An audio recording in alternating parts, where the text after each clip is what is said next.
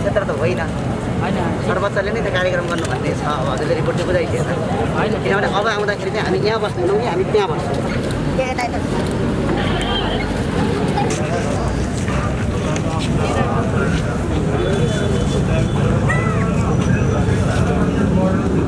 एउटा शान्तिपूर्ण तरिकाले आएर प्ले कार्ड बोकेर न्याय देऊ, हामीलाई न्याय देऊ, हामीलाई न्याय चाहियो, हामीलाई न्याय चाहियो भनेर बोल्दा माग्दाखेरि पनि प्रहरी प्रशासन हाबी हुनु भएन। सरकारले गर्ने र उहाँ उसले गर्ने चाहिँ प्रक्रिया अगाडि बढाइ नै हालेको छ। तपाईँको सधैँ यही मात्रै भएकोले गर्दा प्रहरी प्रशासन पनि यस्तो परेको कि भ्रम होइन। हामीले नचाहिने माग मागेका छौँ भने 19औं पटक डाक्टर गोविन्द केसी अनसन बस्दाखेरि सरकारले चाहिँ के हेरेर बस्यो? मैले अघि भने नि दुई देयको सरकार होइन, दही चुरे सरकार हो। दलालहरूले मादल बजाउँछन् अनि सरकार नाच्छ, माफियाहरूले मादल बजाउँछन्, सरकार त्यही तालमा नाच्ने हो कि यहाँ, बुझ्नु भएन? त्यो सरकार हो कि यहाँ। प्रहरी प्रशासनले हामीलाई हिरासतमा लग्यो भनेर हामी डराउनेवाला छैनौँ। तर अमानवीय कार्य नहोस्। हामीले बोलेका कुराहरू, डाक्टर केसीले राखेका मागहरू, सत्यको लागि राखेका मागहरू, यी उभिनुभएका प्रहरी प्रशासनका जो मित्रहरू हुनुहुन्छ नि उहाँहरूको पनि प्रत्यक्ष रूपमा जोडिएको छ। डाक्टर गोविन्द केसीले माग गरेका कुराहरू नेपालीको हरेक दाल भात तरकारीसँग जोडिएको कुरा छ कि माफियाको आफन्त इष्टमित्र र दलाल भरौटे नेताहरूका इष्टमित्र मात्रै डाक्टर इन्जिनियर बन्न पाउने, उनीहरूले मात्र उचित स्वास्थ्य व्यवस्था पाउने अनि गरिब निमुखा जनताका छोराछोरीहरू चाहिँ सडकमा उपचार नपाएर मर्ने। हस्, धन्यवाद।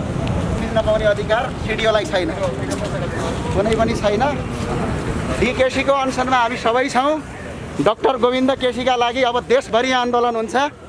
त्यसका लागि सरकारले जुन अहिले रवैया गरेको छ यो रवैयाका विरुद्धमा छौँ हामी। डाक्टर केसीका माग पुरा हुनुपर्छ। देशभरि अब आन्दोलन सुरु हुन्छ। यो नसोचे हुन्छ सरकारले। हामी डाक्टर केसीको आज सोलारिटीको लागि हामी यहाँ अगाडि बढ्छौँ। प्रहरीले गिरफ्तार गरिरहेछ, तपाईँ एकजनालाई दिएन त प्रदर्शन गर्न होइन। प्रहरीले गिरफ्तार गर्न पाइँदैन, त्यो नीतिमा छैन। हामी स्वतन्त्र रूपमा आफ्नो बस्न सक्छौँ। हामी मजाले हामी कुरा छ यो रवैयाका विरुद्धमा डाक्टर केसीको जीवन रक्षाका लागि स्वास्थ्य मन्त्रालय र स्वास्थ्य मन्त्रीसँग हामीले कुरा पनि गऱ्यौँ, तर त्यसको अहिले पालना गरिएको छैन। यसका विरुद्धमा अब देशैभरि नागरिकहरू एकजुट भइदिन हुन हामी यहीँबाट आग्रह गर्छौँ। डाक्टर गोविन्द केसीको जीवन रक्षा कर। डाक्टर गोविन्द केसीका माग पुरा कर। डाक्टर गोविन्द केसीका माग पुरा कर। तानाशाही प्रशासन मुर्दाबाद। तानाशाही प्रशासन मुर्दाबाद। माइतीघर मण्डलमा स्वतन्त्र रूपमा आफ्ना कुराहरू राख्न पाइने कुरा वरिष्ठ अधिवक्ता दिनेश त्रिपाठी, इन्द्र प्रसाद अर्याल लगायतको ओम प्रकाश अर्यालको टिमले मुद्दा दायर गरेर सर्वोच्च अदालतले स्वतन्त्र रूपमा आन्दोलन स्वतन्त्र रूपमा आफ्ना माग राख्न निषेधित नगर्नु भनेर सरकारलाई आदेश दिँदाखेरि पनि यो निषेधित गरिएको छ। यो तानाशाही तन्त्र हो। तानाशाही तन्त्र मुर्दाबाद। तानाशाही तन्त्र मुर्दाबाद। अब लगातार 2 दिन डाक्टर गोविन्द केसीको समर्थनमा आउने भएको थियो। आज चाहिँ उहाँहरू एकसर्टीमा गिरफ्तार गर्नु भएको छ। तपाईँलाई चाहिँ प्रहरीले तपाईँलाई यहाँ चाहिँ विरोध जनाउन, उहाँ समर्थन जनाउनको लागि छुट दिइरहेको छ। किन त्यस्तो व्यवहार? अब यो त कस्तो भने सौतेले व्यवहार जस्तो भयो नि। यो गर्न हुनै थिएन। सबैले आफ्नो प्रदर्शन गर्न पाउँछन्, त्यो अधिकार छ। कुनै पनि नागरिकलाई त्यो अधिकार छ। आज हामी 1-2 जना मात्र आएको किनभने कोभिड ज्यादा छ भनेर। अब सरकारले यही रवैया गर्यो भने घरमा कोही पनि बस्दैन, व्यापक ठुला आन्दोलन हुन्छन्। यसको ठेक्न सरकार तयार भएर बस्नुपर्छ। के गर्नुहुन्छ? उहाँहरूलाई अहिले गिरफ्तार गरेर त्यो छोड्नुपर्छ। गिरफ्तार त्यसरी गर्न पाइँदैन। त्यो नीतिमा छैन, कानुनमा छैन। नीति र कानुन भन्दा बाहिर गएर जुन आफ्नो व्यक्तिगत कानुन लात्न पाइँदैन।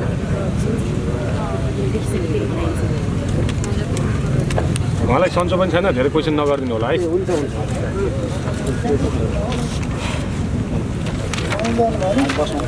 व्यवस्था गरेर यस्तो है। हामीलाई यो फोटो कसैले देखाउ त, यो फोटोको लागि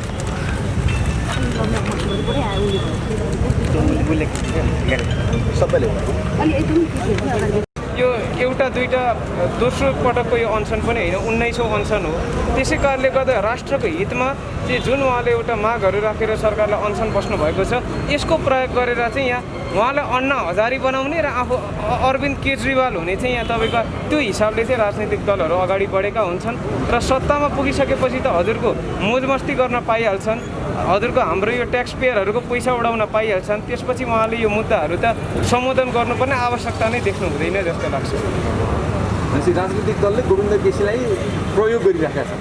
हजुर, म त प्रष्ट रूपमा भन्छु जति पनि राजनीतिक दलका कार्यकर्ताहरू चाहिँ डाक्टर गोविन्द केसीको माग सम्बोधन हुनुपर्छ भनेर आउँछन्। यहाँ के भएको छ भन्दा उहाँलाई अन्ना हजारीको रूपमा प्रयोग गर्ने अनि आफू अरविन्द केजरीवाल हुने चाहिँ यहाँ षड्यन्त्र चाहिँ भइरहेको छ भनेर म भन्न चाहन्छु। तपाईँहरूले गोविन्द केसीले उठाउनुभएका जायज माग तत्काल सम्बोधन गरेर उहाँलाई पटक पटक आमरण अनसन बस्न बाध्य नबनाऊ भनेर शान्तिपूर्ण रूपमा सोसल डिस्टेन्स मेन्टेन गरेर माइतीघर मण्डललाई आउँदा पनि राज्यले दबाब गरिराखेका छ, प्रहरी प्रशासन प्रयोग गरेर बल प्रयोग गरिराखेको छ। के भन्नुहुन्छ?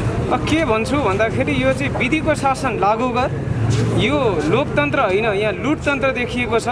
यो फेरि आज चाहिँ हामीलाई के महसुस भइरहेको छ भन्दाखेरि चाहिँ यो राणा शासन जस्तै महसुस भइरहेको छ। केपी ओलीको कार्यकर्ताहरूले चाहिँ उनको समर्थनमा कार्यक्रम गर्दा जतिसुकै हजुरको एउटा भाडबैलो गरेर एउटा भनौँ न भिडामभिड गरेर चाहिँ सोसियल डिस्टेन्स पनि मेन्टेन नगर्ने, मास्क पनि प्रयोग नगर्ने अनि हजुरको त्यतिखेर चाहिँ प्रहरीले प्रोटेक्सन दिन्छ, दमन पनि गर्दैन। तर हामी जस्तो सर्वसाधारण गोविन्द केसी सरको मागहरू सम्बोधन हुनुपर्छ भनेर हामी 10-15 जनाभन्दा बढी पनि छैनौँ।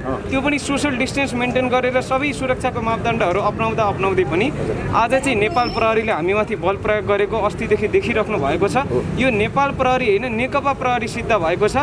नेकपाका कार्यकर्ताहरूको लागि चाहिँ प्रोटेक्सन दिने अनि हामी आम सर्वसाधारणहरूलाई चाहिँ दमन गर्ने, बल प्रयोग गर्ने यो लोकतन्त्र होइन लुटतन्त्र हो भन्ने कुरा यसैले चाहिँ स्पष्ट पारेको छ जस्तो लाग्छ मलाई। के हुन्छ, राज्य प्रशासनले शक्ति प्रयोग गरिसकेपछि तपाईँको आन्दोलन सकिन्छ कि जारी रहन्छ? होइन, सकिँदैन। हेर्नुहोस्, हामीहरू के छौँ भन्दाखेरि हाम्रो नेपाल प्रहरी पनि दाजुभाइ दिदीबहिनी हुनुहुन्छ। चाहे उहाँले हामीमाथि जतिसुकै अत्याचार अन्याय गर्नुहोस्, हामी उहाँहरूमाथि भनौँ न त्यस हिसाबले प्रतिकार गर्दैनौँ। हामी सहन्छौँ, हामी चुप लागेर बस्छौँ, तर हाम्रो सङ्घर्ष पनि निरन्तर जारी रहिरहन्छ। र जुन गोविन्द केसी सरको 19औँ सत्याग्रह छ यसमा चाहिँ हामी सबैजनाको सोलिडेरिटी छ र हामी सबैजना चाहिँ उहाँको पक्षमा छौँ। र जबसम्म डाक्टर गोविन्द केसी सरको माग सम्बोधन हुँदैन तबसम्म हामीहरू सङ्घर्षमा उत्रिरहनेछौँ भनेर जानकारी गराउन चाहन्छु। सरकारलाई किन अप्ठ्यारो पर्यो जस्तो लाग्छ तपाईँलाई?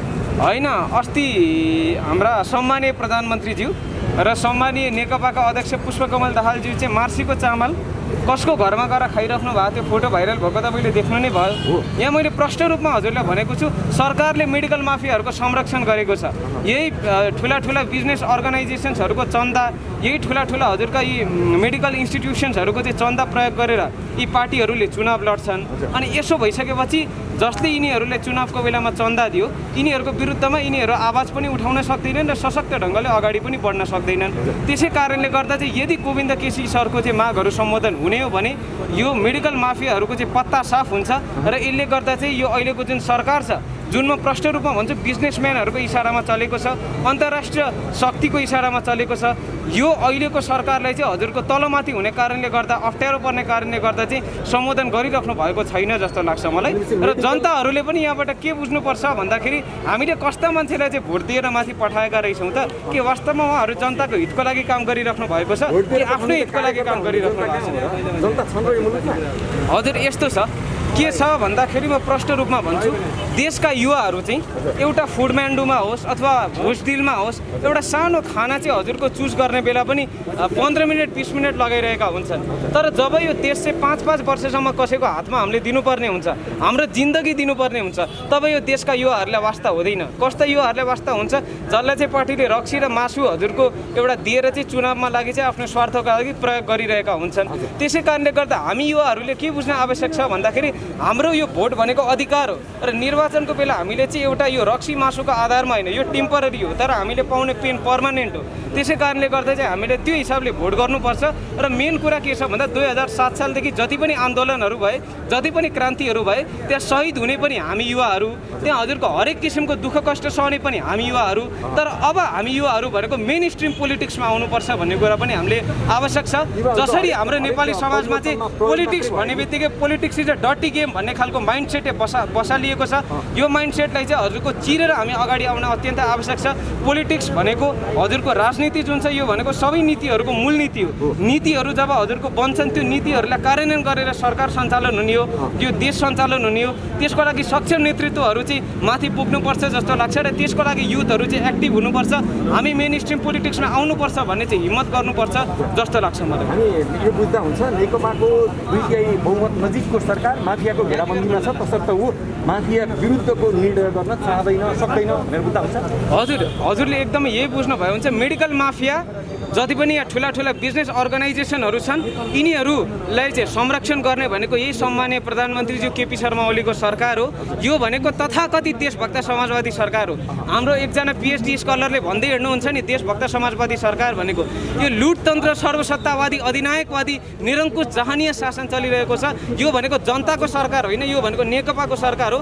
हामी यो सरकारलाई हामी जनताको सरकार मान्दैनौँ। भनेपछि जनताको सरकार नमान्ने हो भने जनताले सडकमा आएर त्यही सरकारसँग माग चाहिँ किन गरिरहेको छ? हेर्नुहोस्, हामीले माग किन गरिरहेका छौँ भन्दाखेरि ऊ एउटा तपाईँको जुन सम्बन्धित निकायमा छन् उहाँको के छ भन्दाखेरि कर्तव्य के हुन्छ भन्दाखेरि हामी जनताहरूको मागले सम्बोधन गर्नुपर्ने हुन्छ। सरकार के को लागि त्यो ठाउँमा पुगेको छ? हामी नागरिकहरूको हितको लागि, राष्ट्रलाई विकास गर्नको लागि, समृद्धिको मार्गतर्फ अगाडि बढ्नको लागि आज सरकार त्यो पोजिसनमा गएको छ जस्तो लाग्छ। त्यसै कारणले गर्दा चाहिँ यो अत्याचार, यो अन्याय, यो दमन उहाँहरूलाई हामी माथि गर्न मिल्दैन। यहाँबाट हामी सम्पूर्ण युथहरूलाई सन्देश दिन चाहन्छौँ अब हामी सबैजना जाग्न जरुरी छ। I am with Govind K C, solidarity to Govind K C भनेर जसले पनि कमेन्टमा लेख्न सक्छन्। तर अब जबसम्म हामी युवाहरू चाहिँ सडकमा उत्रिएर गोविन्द केसी सरको लागि चाहिँ हामी सङ्घर्षमा उत्रिँदैनौँ तबसम्म परिवर्तन आउँदैन। परिवर्तनको लागि, चेन्जको लागि युथहरूको चाहिँ हजुरको पोलिटिक्समा चाहिँ एउटा डाइरेक्ट पार्टिसिपेसन पनि आवश्यक छ। र यो मुभमेन्ट भनेको स्वतन्त्र नागरिक युवाहरूको मुभमेन्ट हो। यो मुभमेन्टमा सबै नागरिकहरूले चाहिँ हामीलाई साथ दिनुहुन्छ भन्ने आशा गरेको छौँ। धन्यवाद। यहाँले यो चाहिँ सरकार नेकपाको हो, नेपाली जनताको सरकार होइन भनेर भन्नुभयो। अब जनताको सरकार बनाउनु पर्यो भने के गर्नु पर्ला? हेर्नुहोस्, जनताको सरकार बनाउनको लागि सबैभन्दा अगाडि मैले के भनेको छु भन्दा जसरी आजको दिनमा चाहिँ हजुरको युथहरू युज भइरहेछन् नि, अब हामी युथहरू यी पोलिटिकल पार्टीहरूको चाहिँ एउटा स्वार्थ पुरा गर्नको लागि युज हुनु भएन कि हामी इन्डिपेन्डेन्ट हुनुपर्छ। हाम्रो पोलिटिक्स केमा बेस्ड हुनुपर्छ? एजेन्डामा बेस्ड हुनुपर्छ। यो देशलाई विकास गर्नको निम्ति शिक्षाको क्षेत्रमा, स्वास्थ्यको क्षेत्रमा, एग्रिकल्चरको क्षेत्रमा कस्ता नीतिहरू छन् त भनेर जसले एउटा सर्वोत्कृष्ट, जसले एउटा बेस्ट हजुरको पोलिसी अगाडि ल्याउँछ र यदि त्यो पोलिसी चाहिँ वास्तवमा प्र्याक्टिकल छ कि छैन भनेर युथहरूले विश्लेषण गर्न सक्नुपर्छ।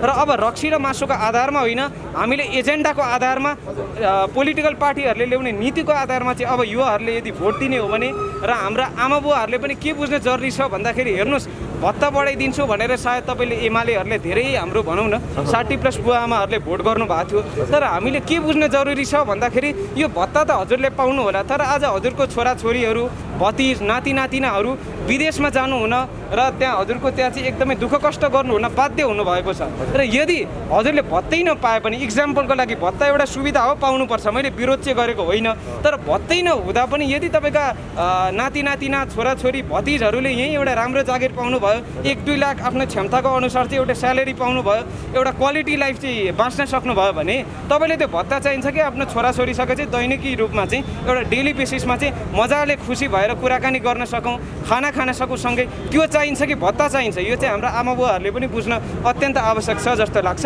अब हामी यो चेन्जको मुभमेन्टमा आइसकेका छौँ, यो परिवर्तनको हाम्रो यो जुन महाअभियानमा हामी आइसकेका छौँ र तपाईँ सबैजनाले हजुर परिवर्तनको शक्ति हाम्रो युवाहरूको हातमा छ र अब युवाहरू नै मेन स्ट्रिम पोलिटिक्समा आउनुपर्छ, भातृ सङ्गठनहरूमा होइन। ल अब अन्तमा बताइदिनुहोस्, माइतीघरमा डाक्टर गोविन्द केसीको अलायन्समा तपाईँ आइराख्दा तपाईँले फुलमान घिसिङलाई पनि समर्थन गर्नुभएको थियो। फुलमान घिसिङलाई समर्थन गर्दा त पाखे भनिदिए प्रधानमन्त्रीका सल्लाहकारले। होइन, यस्तो छ, को पाखे हुन् को होइनन् भन्ने कुरा हामीलाई थाहा छ। हेर्नुहोस्, उहाँ व्यक्तिहरू कस्तो हुनुहुन्छ भन्दाखेरि उहाँहरूको पक्षमा यदि हामीले 2-4 शब्द बोल्दिने हो भने मक्ख हुनुहुन्छ। यस्तो पो हुनुपर्छ जनता भन्नुहुन्छ। तर जब वास्तविक रूपमा चाहिँ हामी स्वतन्त्र भएर, निष्पक्ष भएर चाहिँ हामीहरू चाहिँ सत्यको बाटो रोज्छौँ, जब हामी सत्य बोल्छौँ तब उहाँहरूलाई पस्दैन। किनकि उहाँहरूले भ्रष्टाचार गर्नु छ, 7 पुस्ताको लागि सम्पत्ति जोगाउनु छ र यो हामी हुन दिँदैनौँ। हामी सडक युवाहरू जागरुक भइसकेका छौँ र अब हामी यो सरकारले हाम्रो देश ट्याक्स पेयरहरूको मनीलाई मिसयुज गर्न दिँदैनौँ। हामी ट्याक्स पेयरहरूको मनी भनेको डेभलपमेन्टको लागि युज हुनुपर्छ, समृद्धिको लागि युज हुनुपर्छ, तपाईँहरूको 7 पुस्ताको लागि चाहिँ जोगाउनको लागि युज हुनको लागि हामीले ट्याक्स तिरेको होइन। हामीले अनुभव गर्न पाएको छैनौँ प्रकाश सर। हामीले हाम्रो जुन ट्याक्स तिरेका छौँ त्यो ट्याक्सको डेभलपमेन्टको कसले एक्सपिरियन्स गरेको छ? न दाङको जनताले एक्सपिरियन्स गर्नुभएको छ, न काठमाडौँको जनताले एक्सपिरियन्स गर्नुभएको छ। जब हामीले तिरेको ट्याक्स चाहे त्यो डाइरेक्टली होस् चाहे त्यो इन्डाइरेक्टली होस्, जब हामीले डेभलपमेन्ट महसुस गर्छौँ यो देशमा, तब चाहिँ यो जनताको सरकार स्थापित भएछ, जनताको मागहरू सम्बोधन गर्ने सरकार रहेछ भन्ने चाहिँ त्यो प्रमाणित हुन्छ। तर यो भएको देखिँदैन प्रकाश सर। हस्, थ्याङ्क यू भेरी मच। हस्, जय देश जय स्वाभिमान।